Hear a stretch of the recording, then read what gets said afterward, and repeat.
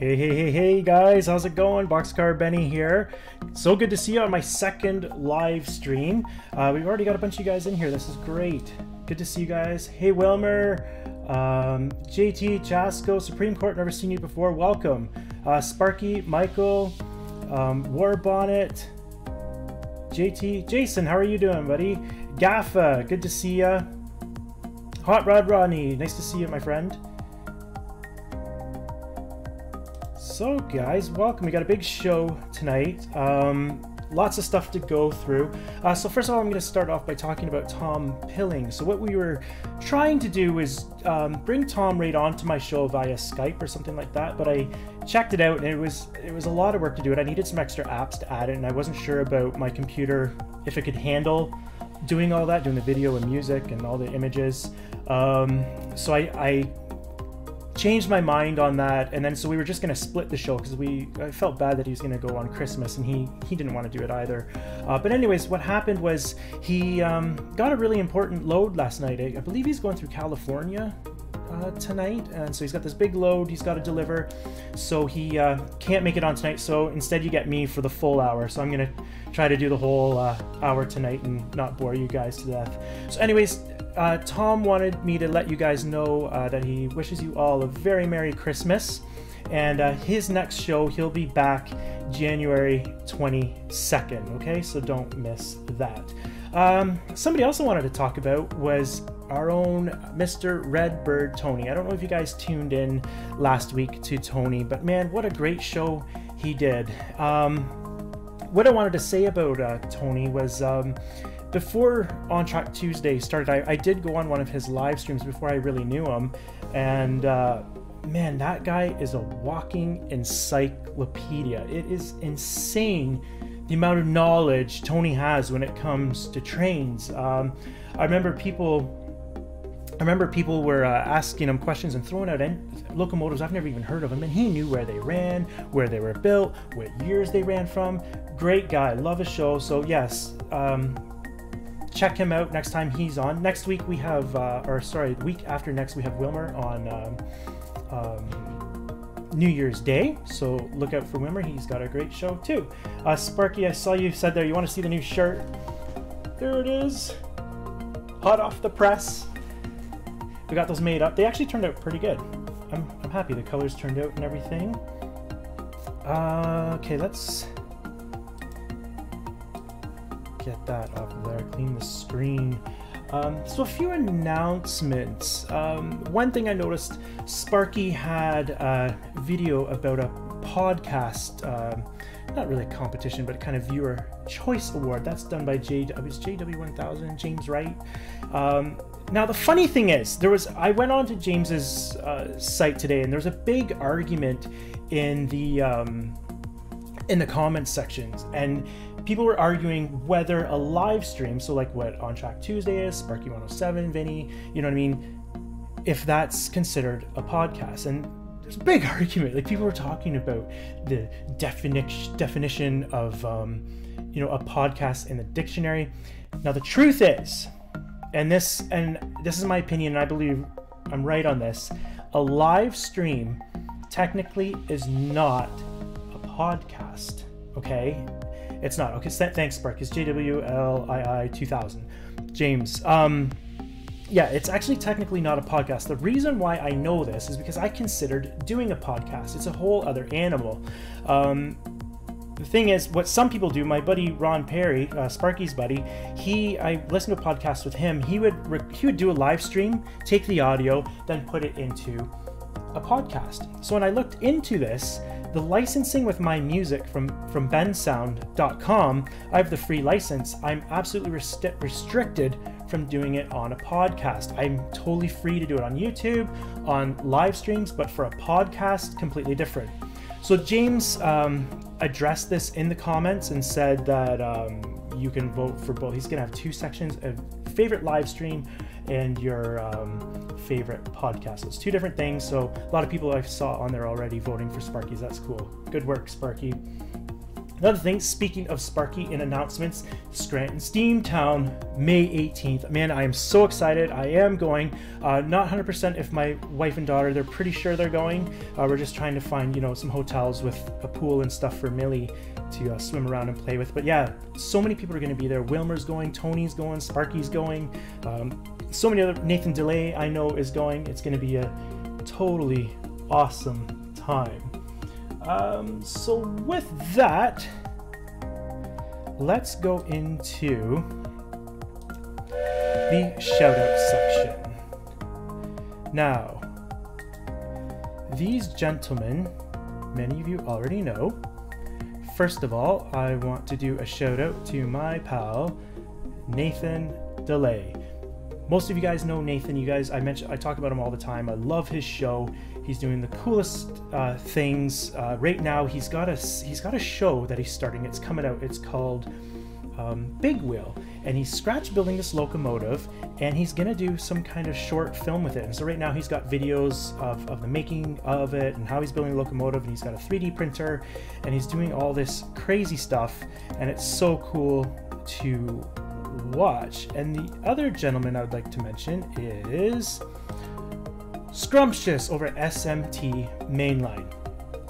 Scrumptious, I'm loving his show. I've gone and checked out his live chats or live streams. He isn't necessarily a scheduled live stream, but if you ever get a chance to see him, go on there. It's a lot of fun. I did it not too long ago, and anyways, I went on there not too long ago, and I really enjoyed his live stream, and he's got some really cool videos out just recently. He has one of a speeder that I think his dad made it, and they're going up an old rail line, and I commented on his video. I said, man, that was one of the greatest videos I've seen in a long time. It was just so enjoyable, the music and just them having fun. It was just really cool. It was different, off the wall, just how I like it. Now, the reason why I'm throwing out to both of these guys is these guys did something really cool. They, for no reason, hey Nathan, hey buddy, I was just talking about you. These guys, out of nowhere, did shoutouts for Creative Rails myself to get me to 200 subscribers. I couldn't believe they did that. It really caught me by surprise. I was so flattered. Both of these guys did it, and it worked. I recently just hit 200. I believe I'm at 204 tonight, something like that. So I wanted to thank you guys so much for doing that. It really surprised me. This community just, it blows my mind, the way the friendships that I've built on here. It's absolutely fantastic. So with that, I just wanted to cover a couple things from the last live stream. So a month ago, it was quite a while back, but there's a few questions. The chat goes by so quick and I'm messing around on here. There's a couple questions that I missed. I just wanted to cover real quick. Nathan was asking me about the steam engines that I'm building that are coming up. He's asking how I'm going to build them. One is already well on the way. It's looking really good. What I'm doing is I've gone on different forums how to scratch build without using brass, and one guy used he used a dowel and he wrapped it with styrene and he heated it up and held it. I tried it, didn't really work really well, but what I did was I found some conduit. Sparky would be familiar with that, plastic conduit.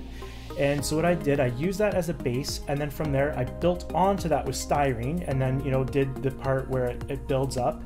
I scratch built the, I turned the sand dome and steam dome out of wood dowels, and then I'm adding a bunch of detail parts. So I got brass detail parts from CalScale, I've got printed detail parts from Shapeways, so it should turn out pretty good. They're turning out really good.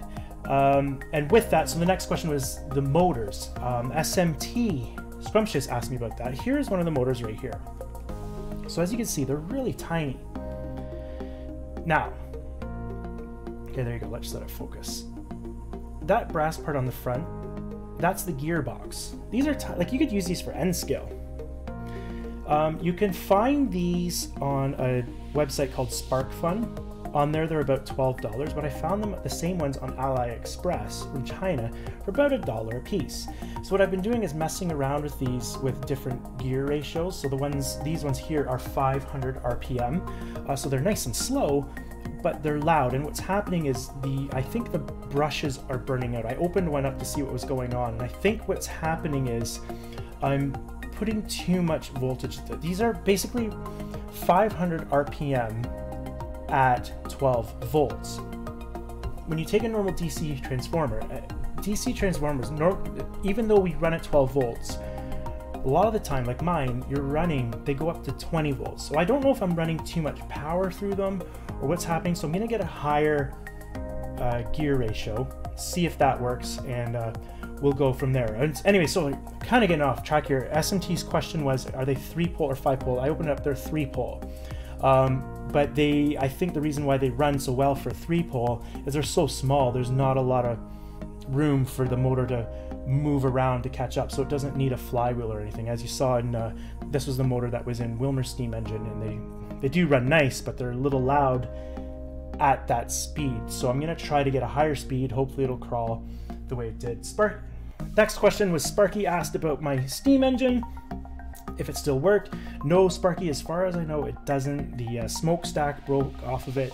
A project I thought that would be really cool to come up with later on would be to just add an LED in the headlight and just have it on display, like in my little bar, like I said. So we'll see how that goes. Another thing, not really a question, Jeff Allen, I just made a comment about John Allen that I learned some methods from for scenery, like his old books and stuff. Jeff Allen made a comment. No, it's not Jeff Allen. I think he means John Allen. Yes, Jeff, that's what I meant. I meant John Allen. Had Jeff on my mind, I think, because he won the competition that night. So that's what happened there. So let's go into the chat room. I've been rambling on here.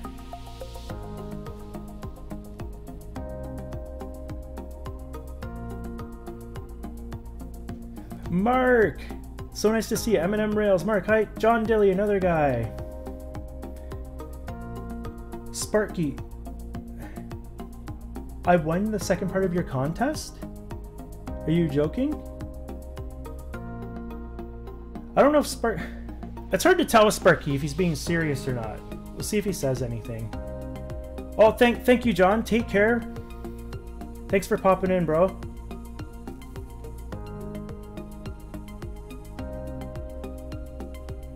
Okay, talk soon, Chad.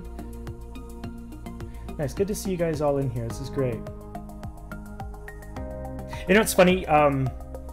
Just so you guys know, there is a delay. I think I mentioned this to you before. So what I'm doing here, you guys are behind me a bit, so you kind of answer what I do a while back. So it's a little bit weird, but anyways, I've noticed on a lot of the other streams that are using the OBS, it's a little lagged, but I'm not going to complain because I mean everything so far, knock on wood, is going okay.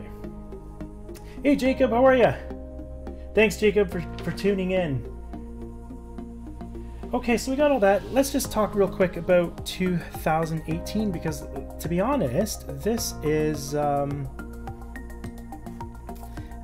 of the last show of 2018. So what I wanted to say is I started Creative Rails way back in May, and YouTube has been a hard thing to crack. It's been a really long battle for me. I think something I got to explain to you guys is, for me, YouTube, I was always a YouTube viewer.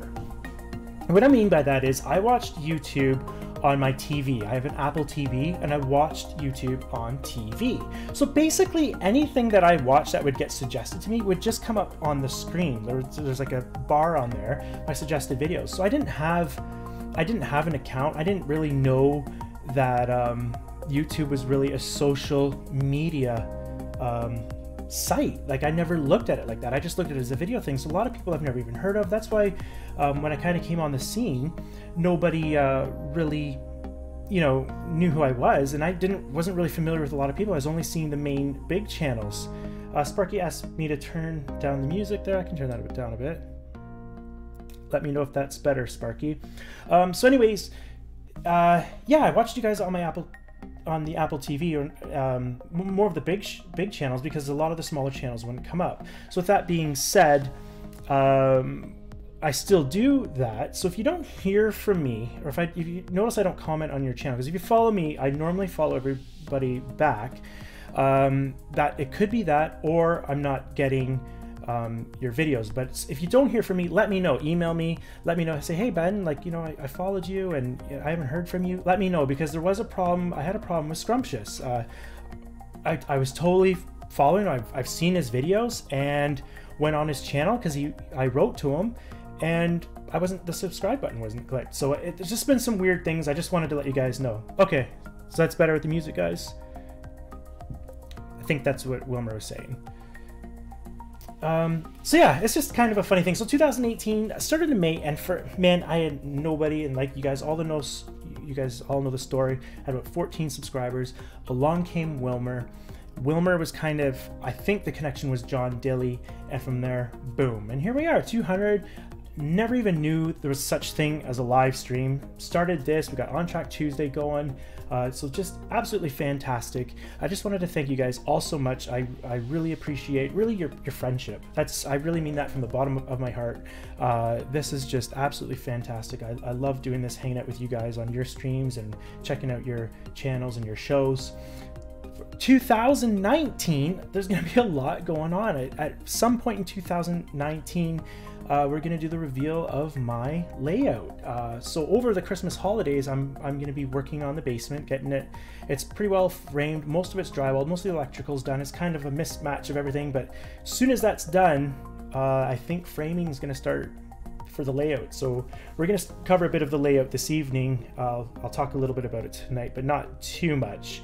We'll save that for later on. But anyways, 2019, a lot of stuff is going to happen. Another thing I want to say for 2019, I want to get some more content out. I've been focusing so much lately just on the live streams and the mail call and shoutouts. I want to get, the point of Creative Rails was content. That was my intention with this, was to do more DIY, like DIY videos and tutorial videos. That was the idea. So that's what I'm totally planning on for 2019.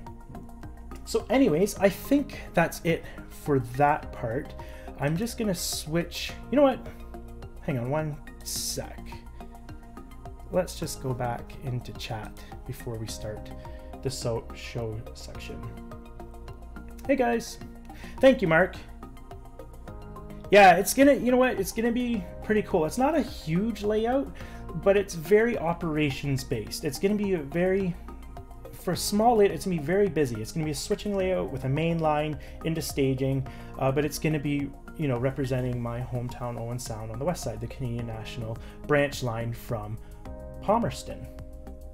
Yep, Nathan, 100%. I am going to Steamtown. Yes, I am going, and we're 99% sure that my family is going as well. I hope they come, because it'll be cool. Millie, really, my daughter Millie, I'm getting her into trains. It's been really cool. So before we move, something I forgot to show you. So we got my cup. This weekend we went up to Owen Sound, my hometown, for Christmas with my dad's family. My stepmom got me this. It's a coaster, a Canadian Pacific coaster. I don't know where she found it. She said, I think a antique store or something. She got that. She said to put my mug on it. So that's a little shout out to you, Benita. I don't know if they're watching right now. I told them tonight it's more of a model railroad show. Unlike the last show, is more of like a train history kind of. So I don't know if they're watching, but anyways, thanks, Benita. I love it. It's here. My mug is on it. It's working well. So we're gonna go into the show section. Let me know, guys, if the music on this part is too loud. On my end, it sounds fine, but let me know. So what we're gonna talk about, kind of a broad subject. It's kind of hard to, you know, lay this out, but I'm just going to talk about how we control our trains with DCC, and I want to talk mainly about throttles because I have a different way of looking at it, and I'm noticing with the new decoders coming out, they're kind of going with my thoughts on it. So first of all, as you guys know, when I first started, I had my lens system, and this is the throttle that I used. Now, for you folks that want to get into DCC, but you're scared of it, or you think it's too difficult, let me tell you something. This is the most primitive, basic system you can get. It's only got 8 function buttons on it. Right here is the address. Sorry, I can't see the address. You know, this is the shift key. I programmed the first generation Tsunami Steam decoders with this and this only, okay? So my point with that is, if I can do that, you can 100% do it so easily. I'm not, you know, that smart, you know what I mean? I'm kind of, you know, blue collar carpenter guy. It's not rocket science. Follow the instructions. Don't ever be intimidated by DCC if you're thinking about getting into it. Just follow the instructions. It's actually pretty simple. It's actually more simple, and I really mean this because my first layout was being wired for DC. DCC is easier to wire than a DC layout. I really believe that, and I stand behind that statement. Anyways, so we got the throttle, and we always, you know, this seems to be a very common thing with all the throttles. We have this knob. Now, I'm guessing early on when these systems first came out, it was to represent and kind of mimic our old control packs, right? Like I got this old MRC Tech 2 DC. This actually powered the lens system. Yeah, I just went out to the straight DC side and that's what powered it. Anyways, I'm guessing that's why it was kind of to mimic that. That's how we controlled our trains. So when DCC first came out, we wanted to mimic this, right? But I have an issue with this. And the issue started when I started operating at the Scarborough Model Railroaders. This is a massive railroad. And what happened was when sound decoders started to come out, one thing that wasn't prototypical or didn't look or sound right was when you would move up, the you know, the sound would move up. You know what I mean? Like the notch of the sound. So what I used to do, and what a lot of people used to do, for an example, I had an FP9 that I custom did, and I had it so it had a ton of momentum. So as you moved the throttle up, up it would go, and then it would slowly move off. Now today with ESU, the Loke sound systems, the new Tsunami 2, we all have this, you know, drive, hold, and the buttons and stuff like that. But controlling that way, I soon fell in love with NCE and the NCE throttle. And I'm guessing it's just because of the buttons. What I used was the increase and decrease button. I didn't like the wheel. I very quickly did not like the wheel in the middle. So you could use all of them. And on the left side, you had increase fast and decrease fast. What this would do was throw you up about 10 speed steps at a time, I believe. You can change that, I'm pretty sure, in the settings. But yeah, I preferred the buttons. And at that time, being with the Scarborough Model Railroaders, I really fell in love with NCE. Now remember there was a comment about, it was Sparky, I believe, talking about the big buttons, and I agree with that. The big buttons are really nice, and we are going to get into that a little bit later. So, NCE, I used lens at home, NCE at the club. The only thing with NCE, I found it a little buggy. I'm not going to get into that right now, but compared to my lens system, the NCE system was a little buggy compared to the lens. Now, that could be because it was such a massive layout with so many, such a huge mainline and boosters and everything. It could have been the layout itself, or it could have been the NCE system. I'm not sure. But going forward, for my own layout, I was really planning on going with NCE. And another big reason for that is I'm a soundtracks guy. I've always used Tsunamis. The original Tsunami had the playable whistle. So what you could do was hit the whistle and use the middle dial to have the playable whistle. So it would woo, woo, woo, woo, like that type thing. So the only thing, now that the Soundtrack Tsunami 2 came out, the first thing I asked them, because this is a big reason why I was going to use NCE, was, do you guys have the playable whistle? And they wrote back, no, Ben, sorry, That's a feature that didn't make it on the Tsunami 2. I'm like, oh man. Wow. Okay. So I kind of kept going back and forth. And so now I'm kind of looking at Digitrax, because at this time, remember, the layout plan was going to be for a lot bigger layout that was going to be signal based. Now I really liked Digitrax's signaling system, the SC8C or whatever it's called. You know, I'm not going to get into that right now, but really nice system. But then again, plans changed. Layout got downsized. Now the plan is doing Owen Sound, my hometown. It's a branch line in the late 50s, 1957 to be exact. And Owen Sound it was completely timetable based. So here's where things, and I'm going to give you a little hint to what's coming up. What I want is to have my operators to be able to see a fast clock, just like this, Logic Rail. Okay, now Logic Rail makes these for both Digitrax and NCE.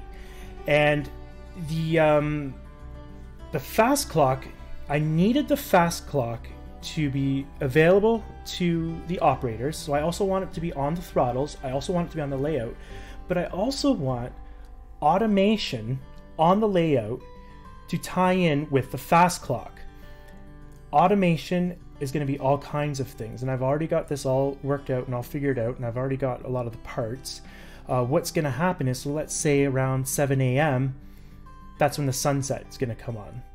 It's going to fade in, and then, you know, half hour later, the full daylights will fade in, and it will coincide with the fast clock of the people. At different times, different lights will turn on different buildings. I even have sound effects built in on the fast clock that are running through JMRI. This is a lot of content that we're going to be talking about later on future shows. So with the fast clock, that's one thing I wanted. Fast clock, 100% needed that. So I was looking at NCE and Digitrax going back and forth. I was also looking at the power cab. Excellent system, great price, comes with the booster. You know what I mean? Or so it comes with the power, kind of the booster, right? Great price. Problem was, and this is another suggestion, when you're looking at DCC systems, make sure you read through the manuals. Download them. You can get the PDFs. Don't just look at the specs. Really make sure you go through the manuals, and that's where I found out PowerCab will not run fast clock with JMRI. So in that case, I had to upgrade to a premium NCE system. So like you can see, decision kept going back and forth, back and forth. Premium NCE didn't come with, doesn't come with a power pack. Now everybody's gonna say, well, yeah, you can use a computer power pack and blah, blah. Well, that's not the point. Like, to me, I was looking at about $500. By the time it gets up here to Canada, and with the exchange rate and everything, it was going to be a crazy amount of money to spend. And that was just to get started. You know what I mean? Then you have to buy the power pack on top of that, which the NCE one was about $75. So you're up around $600 to get going. So then I was switching back to Digitrax. Anyways, long story short, as you guys know, very recently in Model Railroader, this new system came out. It's actually been out, I said it came out in August. It's actually been out for a couple of years now, but I just found out about it. Here it is. It's come in the mail. I'm going to show you guys right now. It's actually called Digikais. I was calling it Digikeys. Digikais. It's from Holland. What a beautiful system. Now this is like the second time I've opened this. I'm going to open it right here for you guys. There's a lot to know with this, but here it is. Pretty little thing, isn't it?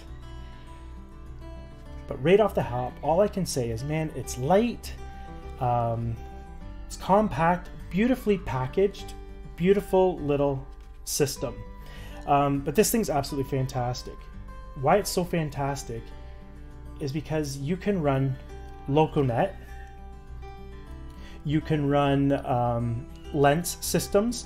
Now with lens, there's a lot of systems that run with that. Lens originally was Atlas, or sorry, the old Atlas would run on Lens, which is called ExpressNet, and then also the Roku systems run on ExpressNet, Fleischmann runs on ExpressNet, all kinds of things. So I got a few things to show you here.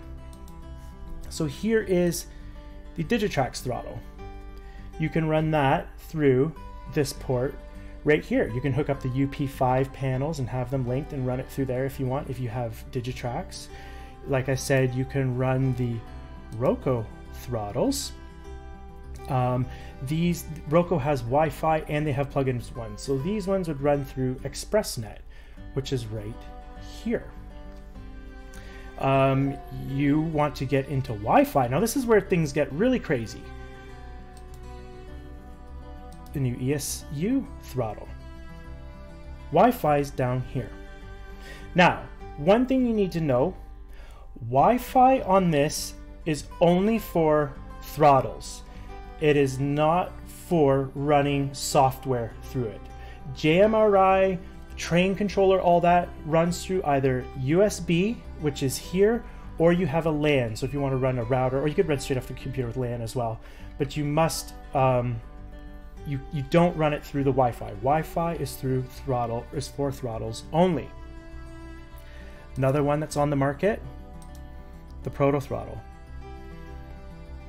Wi-Fi based as also.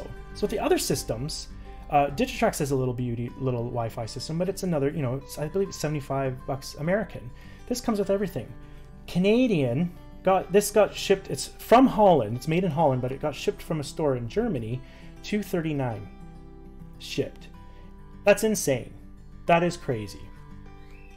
But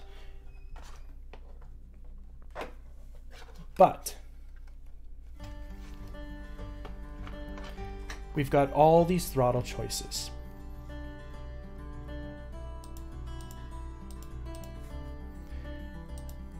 Now, another funny thing is I was always going to do plug-in throttles. I was never going to do wireless. I just wasn't into that.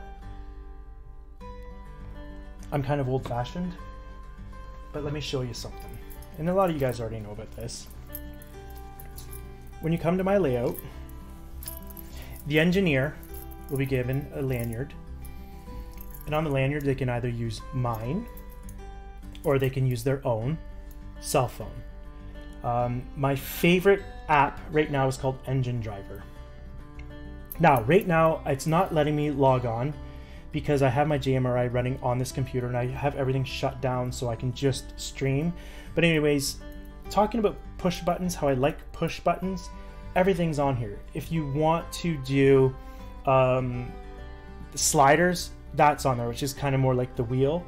That's on there. Another thing I like that a lot of people wouldn't think of, when I was at the club, I had the brakes set up on my steam engine, so it was actually, you know, you'd hit the brakes and the brakes would actually work.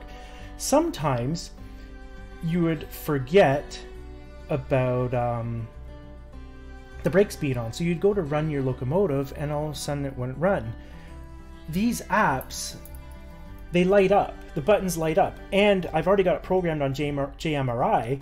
I just click my locomotive, everything's on there. I can move everything around, bells labeled, dynamos labeled, exhaust is labeled, everything's on there. It's so cool. It all goes on here. Another thing is fast clock is up here. So the fast clock from JMRI, which is also broadcasting through the Digikai system, is on here as well. So the operators can be over having a beer or having a drink or a pop or whatever, hanging out, and they can be connected knowing when their train is you know, ready to depart. You can also scroll up and you get panels from JMRI, and that's kind of like a web-based, but man, there is some crazy stuff that you can do with those panels. You can run switches, which I'm probably going to do manual push, pull and push knobs. I'm thinking that's what I'm going to do. But I mean, you can set up panels with your switches, do that. But what I do, bring it up, and I have the fast clock on there too. It's an old-fashioned clock that goes around there.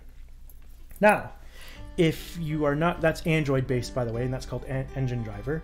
If you're not, I've got an old iPad here. This is Y throttle. So I don't know if you guys can see that, but you can see the functions there.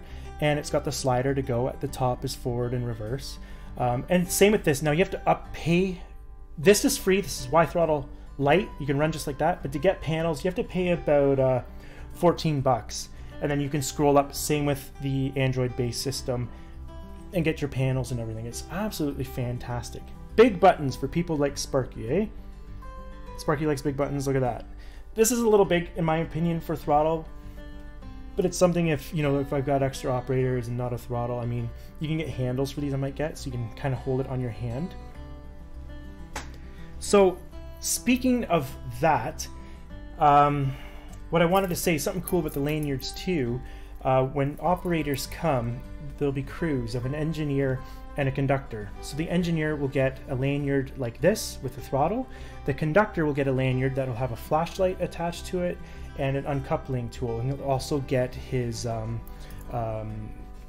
board that has all his paperwork, weigh bills, and then they are responsible for making their own switch lists. But we will talk about that later on. So it's too bad I can't show you guys on here because I can't. But basically, I was talking earlier about throttling up and down. So with all those buttons being on there, you can have your, let's say you have a diesel, you can have the notches down here and your throttle up here. Something else that I wanted to talk about is speed steps. So generally we have 14, 28, and 128 speed steps. I find this funny. Now this goes back to the old-fashioned knob-based, right? Like to have 128 speed steps was a big deal, right? But now I'm actually going back to 14. Now can anybody guess why? I want to do 14 because it represents more like the 8 notches on a diesel engine. And same with a lot of steam engines, they had notches. Like you'd have to pull a handle, it would be here, pull a handle and kind of jam it into place, right? It wasn't always a slider, sometimes it was. But I'm going back to 14, and what I have it set up as, when you see your speed step on here, on your throttle, that's actually your speed. So it'll be 5, for example, 5 miles per hour, 10 miles per hour, 15 miles per hour, 10 miles per hour, like that. And because on my railroad, 20 miles per hour is the max you will be able to run. And I'll also have it set up so, like, you're probably wondering, you know, people could go fast, but what it will do, the speed table will go up and then just flatline. So they won't be able to go over, say, 30, 40 miles per hour anyways. Anyway, so I hope that makes sense to you guys. Another thing I wanted to say about this, we didn't mention NCE. So apparently NCE is on the way for this. So this would be a really good upgrade for somebody if they want to upgrade from the Pro Cab. Because Pro Cab, you get that beautiful throttle. So you could run it with that when they do the upgrade. And the upgrade, I believe, is just going to be a software upgrade, which you just do online and download it into the unit. So something else I should have mentioned is that it's a 3 amp system. So that's what you get in the box. You get the booster and everything in there. It's just a plugs in, and you there's a voltage regulator on there, so you choose what scale you want to do, and boom, you're ready to go. You get 3 amps. You want to go higher than that, they've got boosters for a really good price. I believe they're 60 bucks euros, so probably around, you know, just under $100 Canadian, I'm guessing, for a booster. And they also have boosters if you have a Digitrax system, you want to mess around with that. They have Digitrax boosters, they have ExpressNet boosters, they've got accessory decoders. I'm really liking this company. So I hope that makes sense, you guys. I hope I didn't bore you to death. Does anybody have any questions?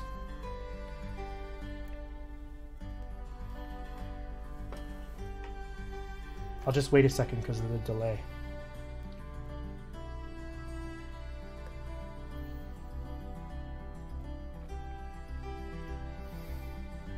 I was trying to do that with a straight face and I couldn't do it. Did anybody see that?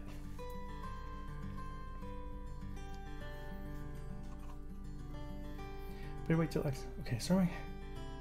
Okay, so that's pretty well it for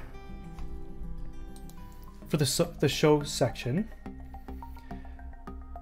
We're gonna go back to our home camera.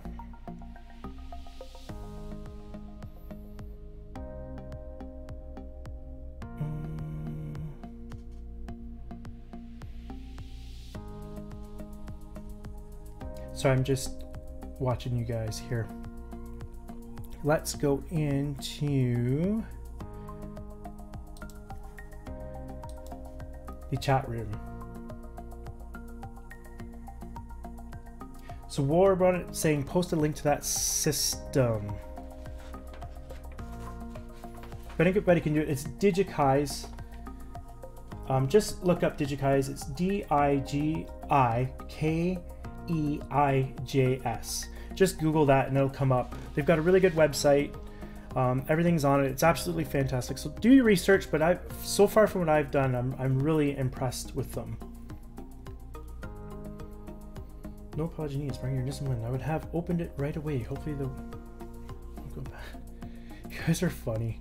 I laughed. I was watching I went through my last live stream, the comments, and it's so funny the things you guys talk about on here.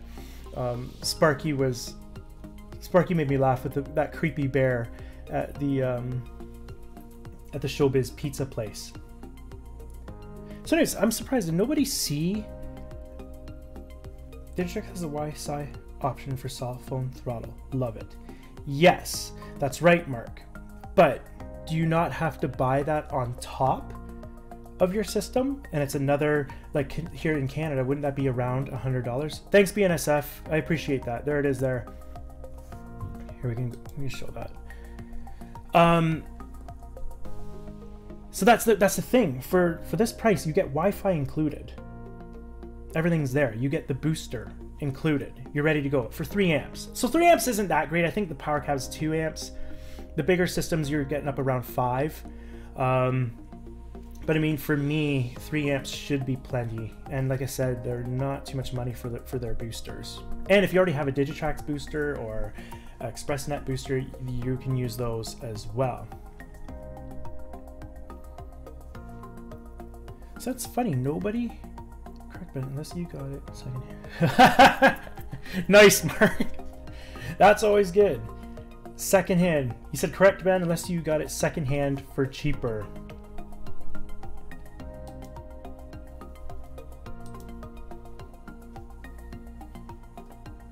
So anyways, that's funny. Nobody noticed.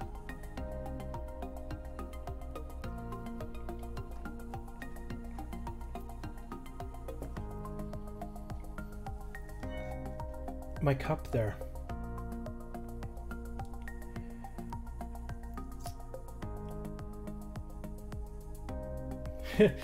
Mark, 9-volt can run Mark's layout.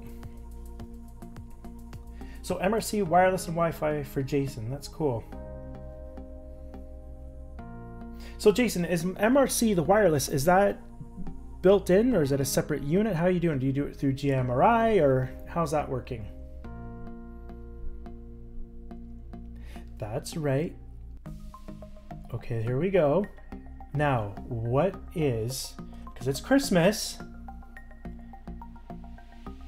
what is this mug off of?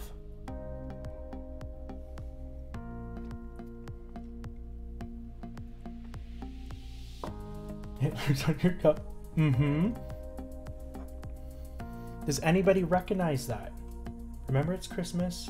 The Christmas movie, by any chance?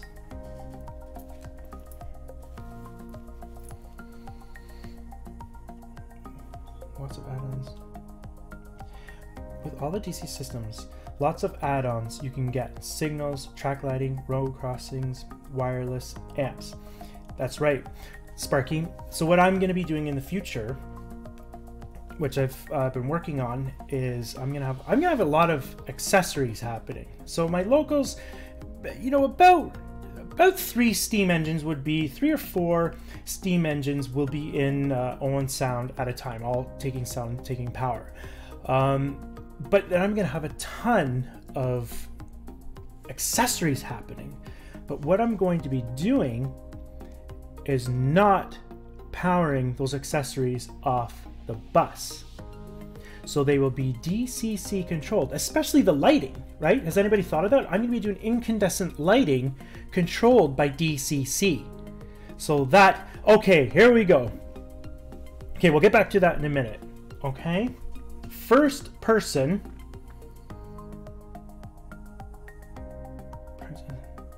All right. Mr. Mark from M&M Rails.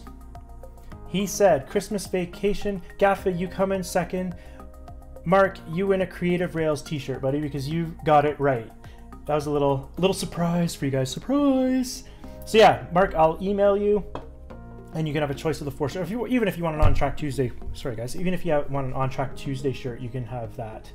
So yeah, I'll email it. That's what I was. You guys are funny. You guys are slow on that.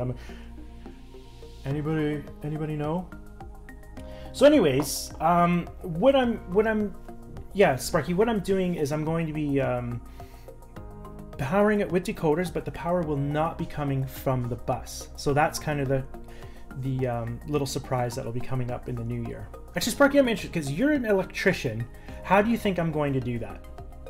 Because I've brought up this question with electricians and it stumped them. How do you control 120 volts or 110 volts, whatever you want to call it, with a DCC decoder? Let's say a 12 volt decoder.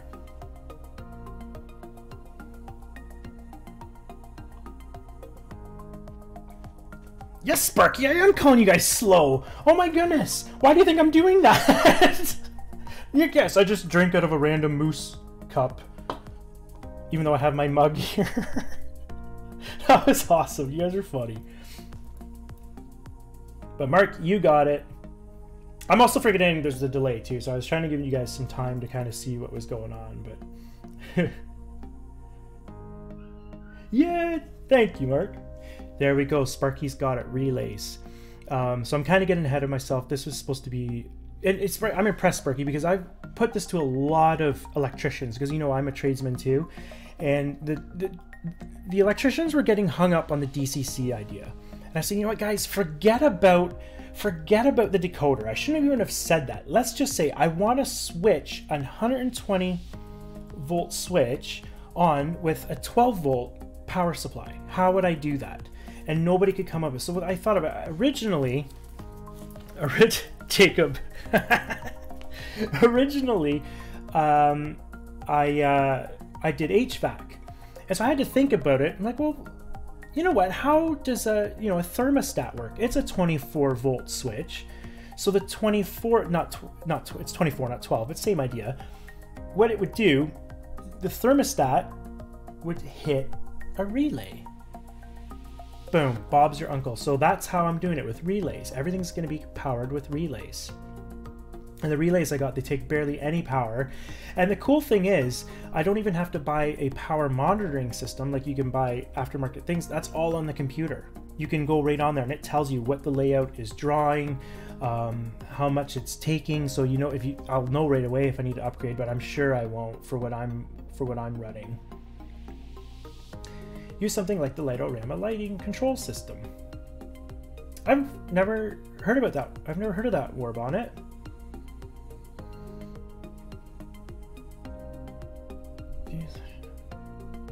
Yep.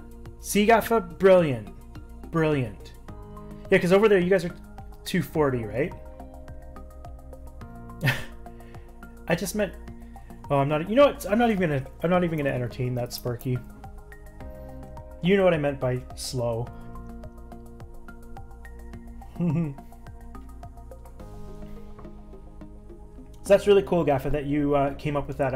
I see this question coming up a lot, and there's a lot of other ways that people have gone about it. I've seen them using like DMX controllers and stuff, which is used for theater. The only problem with that, it's great, and there's YouTube videos on it, and there's ways to do it. The only problem with it, you're looking at hundreds and hundreds and hundreds of dollars. First of all, you need a DMX brain. Then you need the way to do it. And the brains can be, they're normally around $400. So the way I'm doing it, these relays are $7.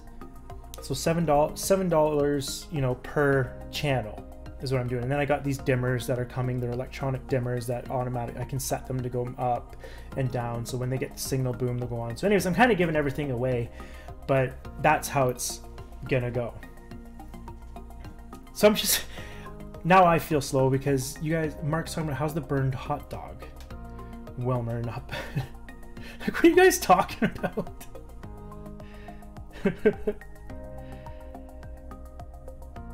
Oh my goodness, Roy. Roy, I didn't even know you were on here. Thanks for joining us, man.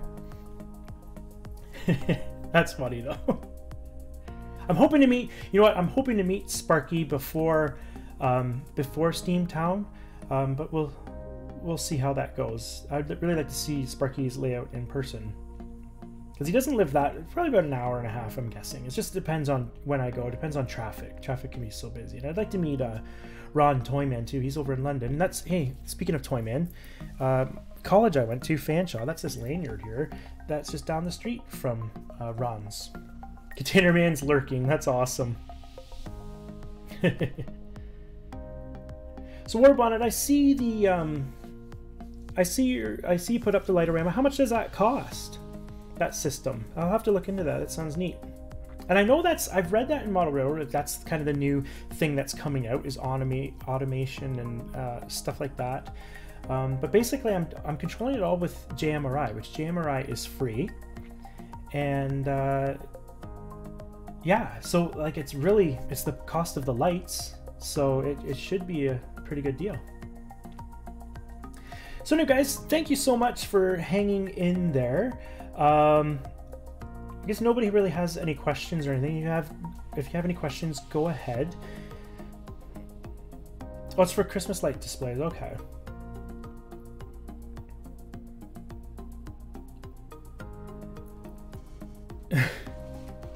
My goodness, Mark.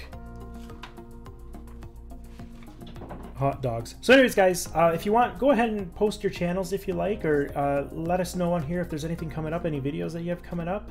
That'd be totally cool. We've got about 8 minutes here. So thanks for sticking with me through this. It was kind of, I had a different plan for a show, and it kind of got changed with Tom and everything. So thanks for sticking with me to the end. I hope I didn't bore you guys to death. Thank you, Mark. With cheese and onion. Is that on your hot dog? Fun shop, Benny. Yeah. You know what, Sprig? My first year I behaved. In high school I was a little wild, but in college I actually, because my dad was paying for it, I decided to calm down and actually try to pay attention and do better. But yeah, the first year was fun, and then my next year I calmed down a little bit. And then I was going to Toronto a lot too, because Mel was in Toronto. Okay, wait, what happened to Tom? So Tom, he got a big load, a last minute kind of priority load. He's going through California, and he had to get it on and get to wherever he was going, and he didn't have time to pull over. It just happened last night. I didn't find out until about 9. It was around 9:30 last night. We were talking on the phone. So Wilmer, I won the contest? That's true? I thought you guys were kidding.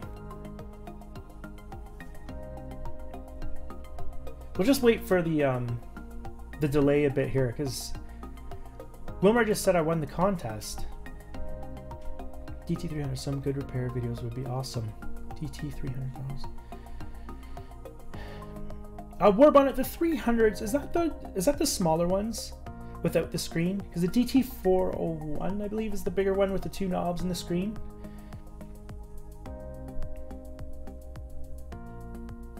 Because if you had a bunch of those, like, this is a perfect system. Let's say you wanted to upgrade or change, they would work with this, no problem.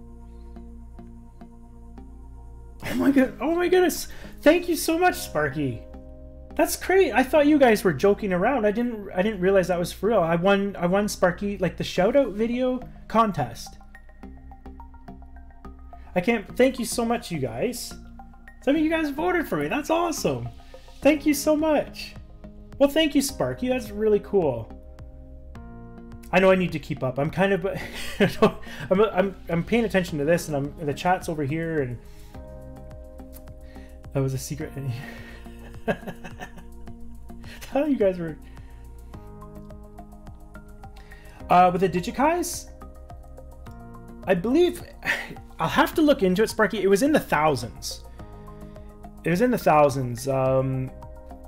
but of course you're limited to your amperage, right? But as far as the system goes, it was a lot. It looks like a really good system, and I believe like switch addresses, it was around 2,000 something. I'll have to look it up to get the exact specs, but you could go right on their website and it says it all there. I know there was a few bugs a while back.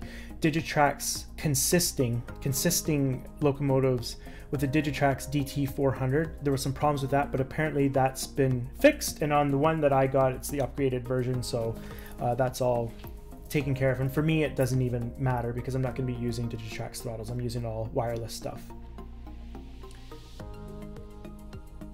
BNSF says 126 trains at the same time. Still in the end. Oh, hey John, how are you? Thanks for joining us. What is my favorite locomotive, Nathan? Steam or diesel?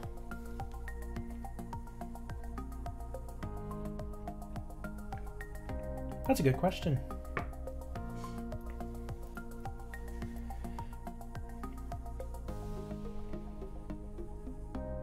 Steam or diesel, Nathan?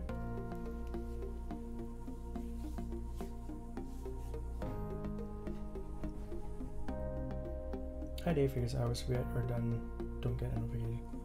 Switches 2040. Okay, so I remember, so I guess you have your normal amount of addresses for the locomotives, and then okay, so that makes sense. So 126 trains simultaneously. That's funny, Sparky. So I'm not hearing back from Nathan. My favorite diesel engine would be the Elco RS3. I love Elco. And the steam engines. Okay, well, we'll talk about Elco real quick. The only reason I love it, I love Elco because my dad on his farm had an old John Deere like a two-stroke tractor. It was like a 1930 something thing, and I just loved that sound and the smoke. And when I came across Elcos, I love the smoke, I love the rumble of them, I love how they're old, they're oily, they're dirty, and just the shape of the RS3. Basically all the RS units I love, but the RS3 is just my favorite. It's one of, when I was a kid, it was one of the first RS models I came across, and I bought it, and that's kind of how I fell in love with CNR. It was because of that simple.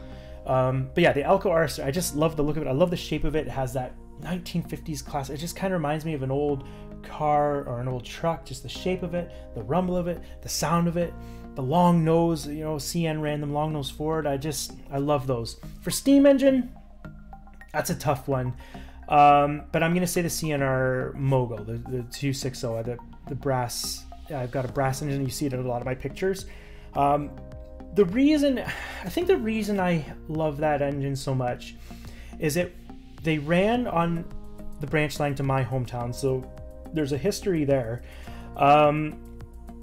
But when you stand next to one, I've stood next to the one in, I think it was in London. There's a Mogul there. I can't remember what number it is, but you know, the model looks tiny because they're being compared to the other bigger steam engines like the Mikados and Pacifics and stuff. But man, even when you stand next to a Mogul, they are massive. And there was a CPR Mogul that ran out of Tottenham, Ontario, and I went on, my wife took me on that tour train, and you stand next to that, you just feel the power of just this small, I mean, that's a small steam engine, and it's huge, and you stand, like, just an incredible machine. So I would say the Mogul. Second would be the 210-2 type Santa Fe type, which is the biggest locomotives that the CNR ran. I really love those as well. They're just really cool. I love them. I love all steam, but probably the Mogul would be my favorite. Okay. That's funny, Jason. You said Benny's winning. I don't win anything. That's so cool. I never win anything. That is so awesome.